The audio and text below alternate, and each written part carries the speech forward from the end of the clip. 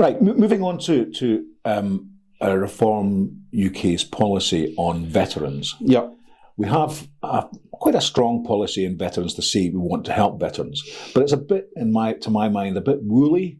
There's not enough detail on it in terms of exactly the things that we would do to help people go back into society once they leave the forces. One of the problems we have at the moment is the numbers, because if you went back when we had a larger armed forces, so the local support networks for veterans were that much more pronounced. Now, many veterans are well prepared for civilian life, but it's clear there is an element amongst the veterans who, some of them may have been institutionalised to a sense. And traumatised. Some of them may be suffering from PTSD and so on, which is much better controlled when you're amongst other people who've shared similar experiences than when you're cast into a wider society that doesn't understand the experience that you have had. I mean, and in years gone by, pretty well every town and many villages had their Royal British Legion club, where at a simple level you could go for a quiet pint and you knew that other people there knew what the score was. Those are much fewer on the ground. There are some good organisations out there reaching out, but many of the problems which veterans suffer in terms of housing, in terms of access to employment and support into employment, are problems which apply more broadly to people in society. So, yes, I think veterans deserve that extra hand up because what they've been prepared to offer to the country.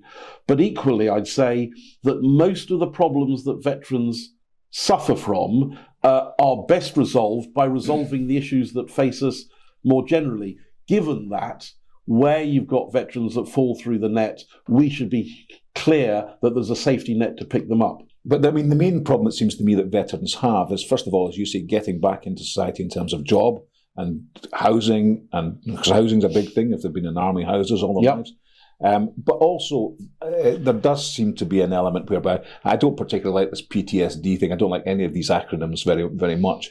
But certainly, there's no question that when people come out of having been in Afghanistan or in a fighting situation, that a lot of them are traumatised by what they've seen, by what they've done, perhaps.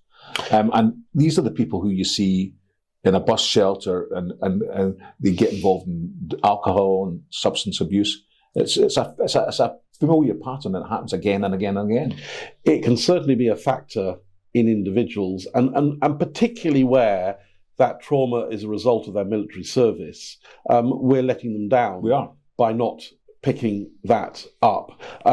In many cases, their needs are complex. They may resist assistance. I remember actually during the general election, I regularly bumped into an individual in the middle of Chester who turns out to have been an ex-serviceman. I did offer to signpost him to services that would assist him, but he was vehement that that's not what he wanted. And you can't force assistance on someone who doesn't want it, because they are agents of their own destiny, and they need to be given that agency.